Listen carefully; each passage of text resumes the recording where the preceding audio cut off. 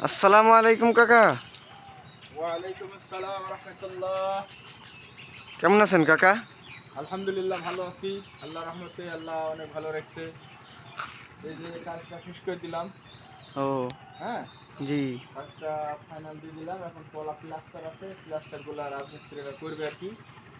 আর কাজটা হলো নুরুজ্জামান হাবলু মোল্লা, বিশিষ্ট ব্যবসায়ী, আড়িয়া গ্রাম, দৌলতপুর, কুষ্টিয়া। এখানে তিনতলার উপরে এই ফোর্সটা তৈরি করা হয়েছে।